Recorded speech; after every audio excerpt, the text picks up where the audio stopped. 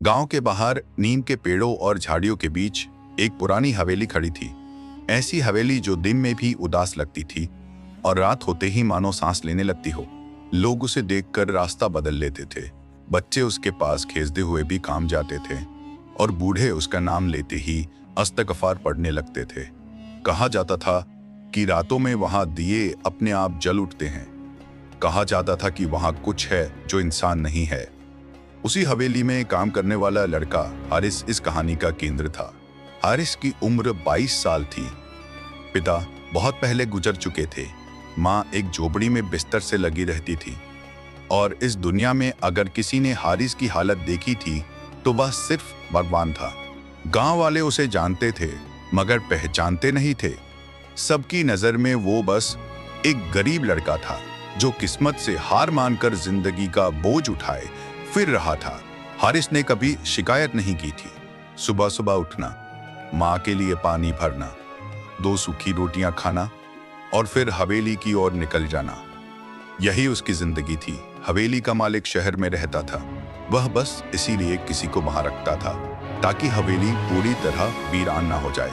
हारिस को इसके बदले थोड़े से पैसे मिलते थे जो उसके लिए बहुत मायने रखते थे। पहली बार जब हारिस ने हवेली में कदम रखा था उसके दिल पर अजीब सा बोझ उतर आया था, जैसे किसी ने उसके सीने पर हाथ रख दिया हो। दीवारें मोटी थी मगर खामोशी उनसे भी ज्यादा भारी थी। दिन में वह हवेली साफ करता, आंगन में झाड़ू लगाता, पुराने कमरों के दरवाजे खोलकर हवा लगने देता। मगर एक हिस्सा ऐसा था जिसके पास जाते ही उसका दिल डूबने लगता था। पिछला हिस्सा, जहां एक बंद कमरा था। गांव के एक बूढ़े ने उसे पहले ही चेतावनी दी थी, बेटा उस दरवाजे के पास मत जाना, कुछ दरवाजे इंसानों के लिए नहीं होते। हारिस ने हंसकर बात टाल दी थी मगर डर दिल में बैठ गया था। पहली अजीब बात उस दिन हुई जब मगरिब के बाद वह देर तक हवेली में रह गया।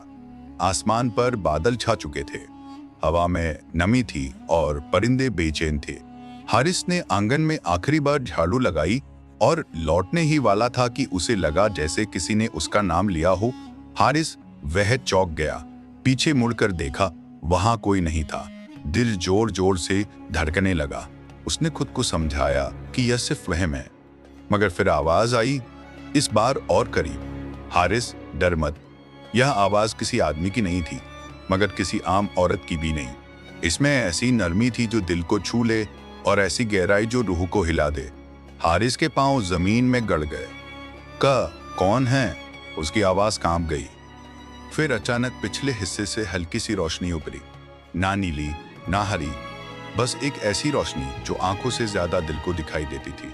हारिस ने बेइख्तियार कलमा पढ़ा और पीछे हटने लगा मगर उसके पांव नहीं उठे। रोशनी के अंदर एक साया उभरा। कोई साफ शक्ल नहीं थी मगर यह एहसास बिल्कुल साफ था कि कोई है और वह उसे देख रही है। मैं तुम्हें नुकसान नहीं पहुंचाऊंगी, आवाज फिर आई। हारिस की आंखों से आंसू बह निकले। भगवान के वास्ते मुझे जाने दो।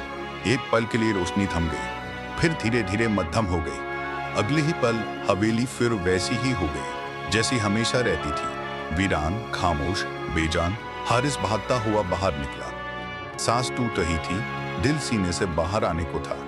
उसने पलटकर हवेली को देखा मगर कुछ भी नहीं था। उस रात वह सो नहीं सका। माँ ने पूछा, बेटा तबीयत ठीक नहीं है? हारिस ने झूठ बोल दिया, बस थक गया हूँ अम्मा।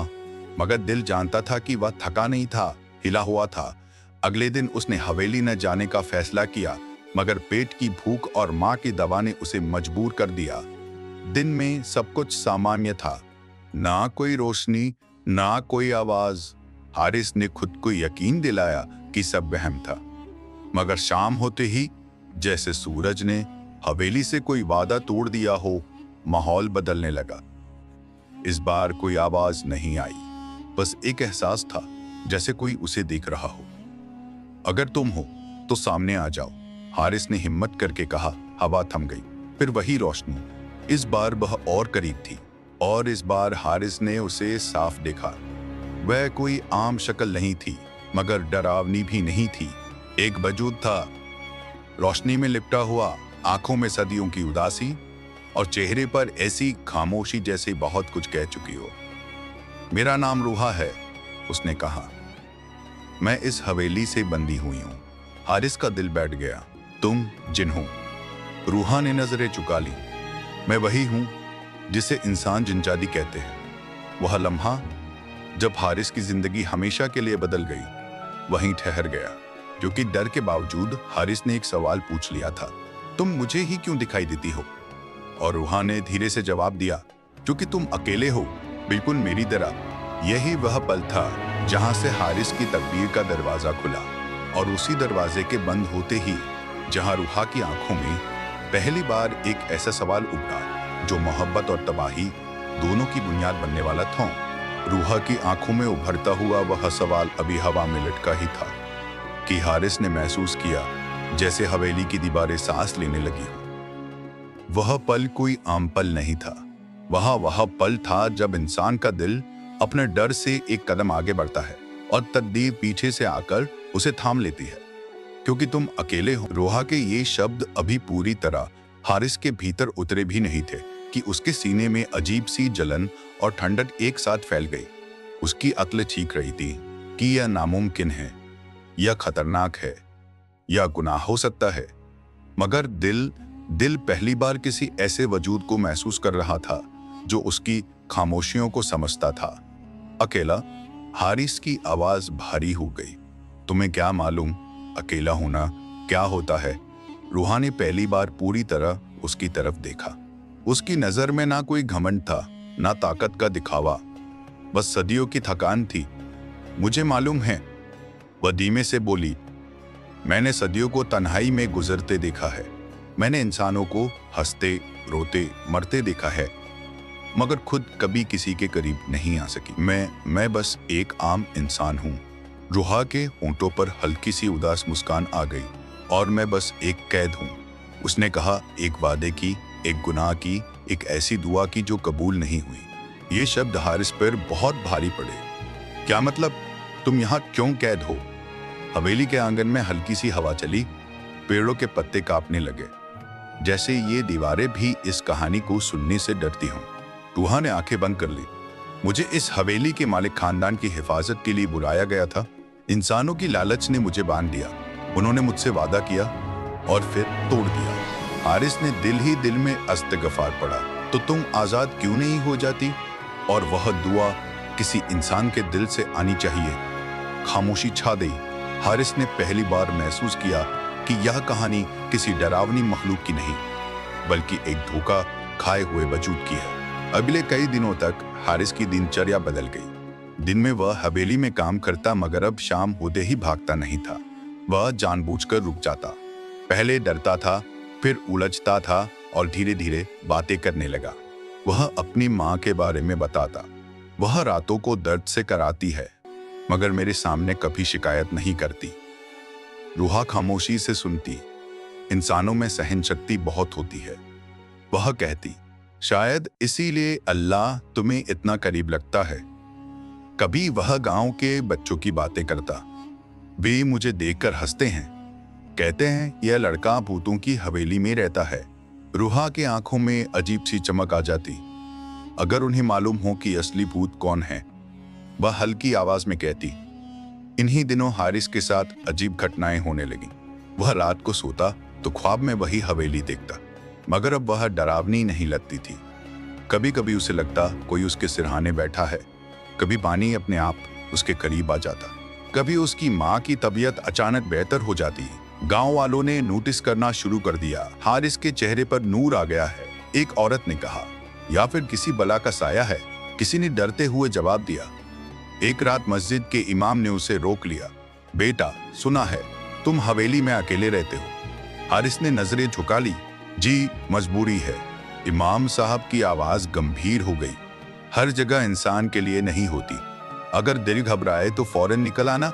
हारिस ने हामी में सिर हिला दिया, मगर दिल जानता था कि अब वह आसानी से वहां से नहीं निकल सकता।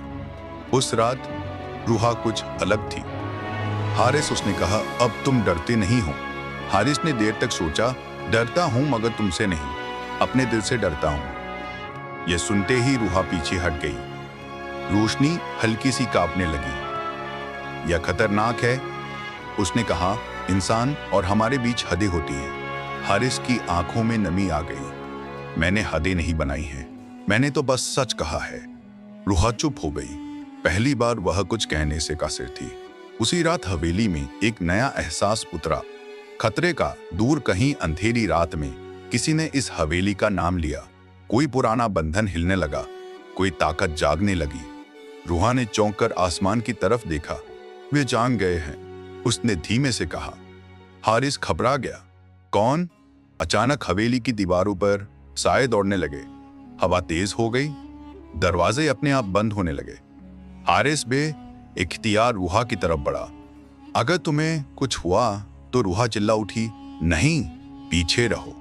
अगर तुमने हद पार की तो मैं तुम्हें बचा नहीं पाऊंगी। उसी पल आंगन में अंधेरा और गहरा हो गया और एक ऐसी मौजूदगी उतरी जो इससे पहले कभी महसूस नहीं हुई थी। यह वह आम अंधेरा नहीं था जो रात के साथ आता है। यह ऐसा अंधेरा था जो दिल के भीतर उतर जाता है, जो सांसों को भारी और दुआओं को बेचैन कर देता है। हवेली की दीवारें मानो सिमटने लगी हो। आंगन की जमीन ठंडी पड़ गई थी, सदियों के गुस्से से भरी हुई। रूहा पीछे हट चुकी थी। उसके वजूद के चारों ओर की रोशनी अब कांप रही थी, जैसे तेज हवा में जलता कोई दिया। उसकी आवाज पहली बार सच में कांप रही थी। हारिस के दिल में डर की एक लहर दौड़ गई, मगर उसके कदम पीछे नहीं हटे। कौन आ गए हैं? उसकी आवाज में घबराहट थी, मगर भागने की चाह नहीं। अंधेरे के बीच एक साया हिलने लगा। पहले वो सिर्फ एक एहसास था, फिर एक वजूद, और फिर एक भारी मौजूदगी, ऐसी कि बिना देखे भी महसूस की जा सके, जैसे कोई सीधे दिमाग के भीतर बोल रहा हो। हारिस के कान सुन्न हो गए। उसके मुंह से बेइख्तियार कलमा निकल पड़ा। रूहा चीख उठी, हारिस मेरी तरफ मत देखो, नजरें झुका लो। मगर अब बहुत देर हो चुकी थी। वह साया अब आंगन के बीच खड़ा था। उसकी कोई साफ शक्ल नहीं थी, मगर उसकी मौजूदगी हवेली से भी बड़ी लग रही थी। तुमने हद पार की है, वही आवाज गूंजी। तुमने इस कैद को याद दिला दिया है कि वह अकेली नहीं है। हारिस का शरीर कांपने लगा, मगर उसने हिम्मत बांधी। अगर वह कैद है तो जुल्म किसने किया? उसने कांपती आवाज में कहा। और अगर जुल्म हुआ है तो सजा किसे मिलनी चाहिए? एक पल के लिए सन्नाटा छा गया। फिर वह साया हंसा। वह हंसी जमीन पर नहीं गूंजी, दिल के भीतर गूंजी। इंसानों को हमेशा सवाल पूछने की आदत रही है, मगर जवाब सहने की ताकत कभी नहीं रही। रूहा ने दर्द से आंखें बंद कर ली। बस करो, इसे कुछ मत कहो। हारिस ने पहली बार महसूस किया कि रूहा सच में डर रही है। वह ताकतवर नहीं लग रही थी, बस एक जामी वजूद थी। यह सब मेरी वजह से है ना? हारिस ने धीरे से कहा। रूहा ने जवाब नहीं दिया, मगर उसकी खामोशी सब कुछ कह गई। अंधेरा आगे बढ़ा और जमीन को छू लिया। दीवारों पर दरारें उभरने लगी, जैसे हवेली खुद इस फैसले से डर रही हो। यह हवेली एक समझौता है। साये की आवाज अब और करीब थी। एक वादा जिसे इंसानों ने तोड़ा, और जब वादे टूटते हैं तो कीमत कोई और चुकाता है। हारिस की आंखों के सामने अपनी माँ का चेहरा आ गया, कमजोर, बीमार, मगर दुआ में मजबूत। अगर कीमत मुझे चुकानी है तो मैं तैयार हूं, वह बिना सोचे बोल पड़ा। रूहा चौंक गई। नहीं, तुम नहीं जानते कि तुम क्या कह रहे हो। साये की हंसी थम गई। यह इंसान अलग है। एक पल के लिए अंधेरा पीछे हटा। अगर तुम इस इंसान से जुड़ी रही तो इसका अंजाम भी वही होगा जो तुम्हारा है। रूहा के वजूद के चारों ओर रोशनी तेज हो गई, जैसे भीतर से टूटकर बाहर आ रही हो। मैंने सदियां अकेले गुजारी है, उसने भरी हुई आवाज में कहा। मैंने कभी किसी इंसान को नुकसान नहीं पहुंचाया। अगर आज मेरे दिल ने किसी को पहचान लिया है तो क्या यह भी गुनाह है? खामोशी छा गई। फिर साये ने धीरे से कहा, मोहब्बत गुनाह नहीं होती, मगर उसका अंजाम होता है। अचानक हवेली कांप उठी, जमीन हिलने लगी, छत से गर्ज झरने लगी। हारिस का संतुलन बिगड़ गया। वह गिरने ही वाला था कि किसी नरम सी ताकत ने उसे थाम लिया। वह रूहा थी। पहली बार उसने हारिस को छुआ था। वह स्पर्श न आग जैसा था, न बर्फ जैसा ठंडा। वह ऐसा था जैसे बरसों की प्यास के बाद पानी। हारिस की आंखों से आंसू बह निकले। वह बेइख्तियार बोल उठा। रूहा की आवाज टूट गई। अगर मैं न छोड़ूं तो तुम तबाह हो जाओगे, और अगर छोड़ दोगी तो मैं पहले ही तबाह हूं, हारिस ने कहा। वह पल सबसे खतरनाक था। अंधेरे ने बस एक जोरदार झटके के साथ हारिस जमीन पर गिर पड़ा। हर चीज अंधेरे में डूब गई। जब उसे होश आया तो फज्र की अजान की आवाज गूंज रही थी। वह हवेली के आंगन में पड़ा था। सूरज की पहली किरण दीवार पर पड़ रही थी। सब कुछ वैसा ही लग रहा था जैसा हमेशा होता था, मगर दिल वैसा नहीं था। रूहा, उसने कमजोर आवाज में पुकारा। कोई जवाब नहीं आया। वह घबरा कर उठा, हर कमरा देखा, हर साया, हर कोना, मगर वह रोशनी, वह आवाज, सब गायब था। हारिस के भीतर एक खालीपन भर गया। जब वह घर लौटा तो माँ ने उसे ध्यान से देखा। बेटा, तुम ठीक तो हो? तुम्हारा चेहरा बदला बदला लग रहा है। हारिस झूठ बोलना चाहता था, मगर आंसू निकल आए। अम्मा, अगर कोई आपसे छिन जाए तो क्या दुआ उसे वापस ला सकती है? माँ ने उसके सिर पर हाथ रखा। जो अल्लाह ने लिखा होता है वही होता है, मगर कुछ दुआएं इम्तिहान बनकर आती हैं। उसी दिन हारिस ने फैसला कर लिया, वह रूहा को अकेला नहीं छोड़ेगा, चाहे उसकी कीमत कुछ भी हो। वह रात को फिर हवेली गया। अंधेरा अब शांत था, साए गायब थे, मगर एक चीज बाकी थी, जुदाई का एहसास। मुझे मालूम है तुम सुन रही हो, हारिस ने कहा, और अगर ये मेरा इम्तिहान है तो मैं भागूंगा नहीं। एक पल के लिए हवा हिली, फिर एक मध्यम सी आवाज उभरी। हारिस वही आवाज थी, कमजोर, दूर, मगर जिंदा। हारिस की सांस थम गई। वो समझ गया कि कहानी खत्म नहीं हुई। यहीं से वो मोड़ शुरू हो रहा था, जहां या तो रूहा आजाद होगी या हारिस हमेशा के लिए इस हवेली का हिस्सा बन जाएगा। वह अंधेरा जिसमें हारिस ने कदम रखा था कोई आम अंधेरा नहीं था। यह वह अंधेरा था जो इंसान को लौटने का मौका नहीं देता, बल्कि उससे उसकी नीयत, उसका ईमान और उसकी मोहब्बत का हिसाब मांगता है। हवेली के आंगन में उस रात खामोशी कुछ ज्यादा ही गहरी थी। ना झिंगरू की आवाज, ना हवा की सरसराहट, बस एक सन्नाटा, ऐसा सन्नाटा जो कानों में शोर बनकर गूंजता है। हारिस धीरे धीरे आगे बढ़ा। उसके कदम कांप रहे थे, मगर दिल मजबूत था। वह जानता था कि अगर आज उसने धीमे आवाज में पुकारा, मैं आ गया हूं वादा पूरा करने। हवा में हल्की सी हलचल हुई, फिर वही जाना पहचाना एहसास, जैसे कोई दिल के बहुत करीब आकर सांस ले रहा हो। तुम नहीं आते तो बेहतर होता। रूहा की आवाज आई, कमजोर, टूटी हुई। यह रास्ता तुम्हारे लिए नहीं है। हारिस रुक गया, मगर पीछे नहीं हटा। यह रास्ता मैंने खुद चुना है, वह बोला, उस दिन जब मैंने तुम्हें अकेला ना छोड़ने का फैसला किया था। रोशनी धीरे धीरे उभरी, मगर इस बार वह पहले जैसी मजबूत नहीं थी। ऐसा लग रहा था जैसे रूहा का वजूद बिखर रहा हो। वे मुझे खींच रहे हैं, उसने दर्द में कहा। मेरा बंधन टूट रहा है, मगर आजादी के लिए नहीं, पनाह के लिए। हारिस के दिल में जैसे किसी ने खंजर उतार दिया हो। कोई रास्ता नहीं, कोई दुआ, कोई कुर्बानी। एक पल के लिए खामोशी छा गई। फिर रूहा ने कहा, एक रास्ता है, मगर वह तुमसे सब कुछ मांगेगा। हारिस ने बिना सोचे जवाब दिया, अगर वह तुम्हें बचा सकता है तो सब कुछ हाजिर है। हवेली अचानक कांपने लगी। दीवारों पर पुरानी लिखावट उभरने लगी, दुआएं, समझौते, कस्में। अंधेरे में वही साया फिर से दिखाई दिया, मगर इस बार वो पहले से ज्यादा साफ था, ज्यादा डरावना, ज्यादा फैसला कुन। इंसान, वह आवाज गूंजी, क्या तुम सच में सब कुछ छोड़ने को तैयार हो? हारिस ने नजरें झुका ली। अगर किसी की नजात मेरी जात मांगती है तो मैं इनकार नहीं करता। साये ने एक पल उसे देखा, फिर धीरे से बोला, तो अंजाम सुन लो। अगर तुमने उसे आजाद किया तो तुम्हारी जिंदगी पहले जैसी नहीं रहेगी। ना वह तुम्हारे साथ रह सकेगी, ना तुम उसे दोबारा देख सकोगे। तुम उसे सिर्फ दुआ में महसूस करोगे, याद में, खामोशी में। हारिस की आंखों से आंसू बह निकले। यह वही कीमत थी जिसका उसका दिल पहले से अंदाजा कर चुका था। कबूल है, वह टूटती आवाज में बोला। रूहा चीख उठी, नहीं, मैं ये नहीं चाहती। मैं तुम्हारी कुर्बानी पर आजाद नहीं होना चाहती। हारिस ने पहली बार उसे इस तरह देखा, मोहब्बत, दर्द और जुदाई एक साथ। कभी कभी मोहब्बत का मतलब साथ रहना नहीं होता, वह बोला। कभी कभी मोहब्बत का मतलब बचा लेना होता है, चाहे खुद टूट जाओ। साये ने जमीन पर हाथ रखा, एक जोरदार झटका लगा। हवेली के दरो दीवार रोशनी से भर गए, पुराने बंधन जलने लगे। वह सदियों पुराना समझौता टूट रहा था। रूहा का वजूद तेज रोशनी में बदलने लगा। उसकी आवाज आखिरी बार गूंजी, हारिस, अगर कभी तुम्हारा दिल बहुत भारी हो जाए तो समझ लेना मैं आजाद हूं, और अगर कभी तुम्हारी आंखों में बेवजह नमी आ जाए तो समझ लेना मैं दुआ बनकर तुम्हारे करीब हूं। दीवारें गिर चुकी थी, बस खंडहर थे, आम, बेजान, खामोश। गांव वाले जमा हो गए, सब खत्म हो गया, किसी ने कहा। कहते थे यहां कुछ था, मगर अब कुछ नहीं। हारिस चुपचाप खड़ा था। किसी को नहीं पता था कि असल में क्या टूटा है और क्या आजाद हुआ है। वक्त गुजरता गया।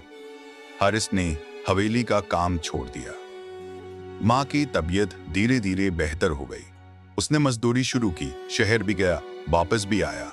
जिंदगी चलती रही, मगर रातों में कभी कभी जब दिल बहुत खामोश हो जाता तो हवा में एक जानी पहचानी बस होता, और हारिस मुस्कुराकर आसमान की तरफ देखता, क्योंकि वह जानता था कुछ मोहब्बतें कहानी नहीं बनती, वह दुआ बन जाती है। और यही वह अंजाम था जहां कहानी खत्म नहीं हुई बल्कि जिंदगी में बदल गई।